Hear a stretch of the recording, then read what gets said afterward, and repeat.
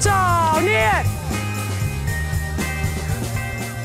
We gaan naar voren. Let's go, naar voren. Daar, jullie gaan naar achteren. Blijf achter de verdediger. Stop. Terug. Terug, W-formatie. Losse bal. Goed. Neer. Ik was een luie student, jong. En ik had een keer aangegeven dat ik wilde sporten.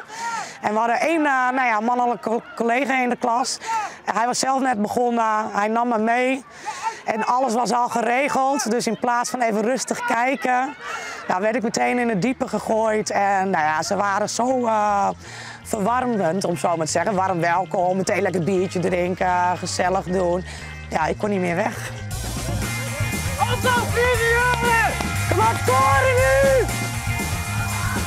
Oh, dat was Duncan. Mijn naam is Mireia Dijkstra. Ik ben van rugbyclub Grutte Pier.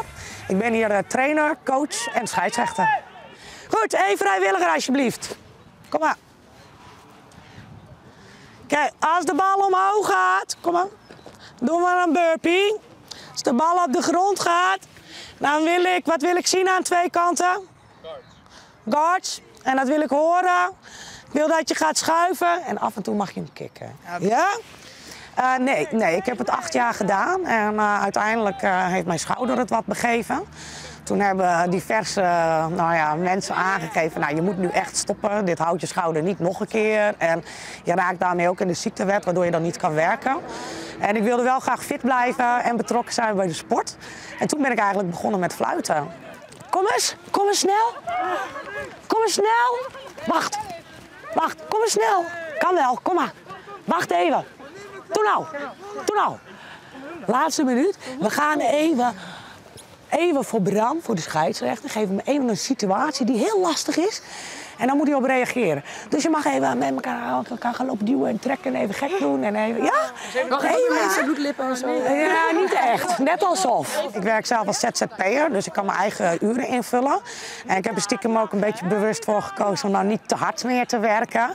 Maar vooral om te kijken hoe kan ik mijn werk echt combineren met de sport. En ik ben hulpverlenster. En ik ben juist altijd van het positieve. En dat heb ik in de hulpverlening altijd heel moeilijk weten te vinden. En hier binnen rugby, alles is positief. Ja, dat wil iedereen wel. Het is begonnen als hobby. Op een gegeven moment noemde ik het een passie. En inmiddels noem ik het wel obsessieve passie. Want er gaat wel behoorlijk wat tijd in zitten tegenwoordig.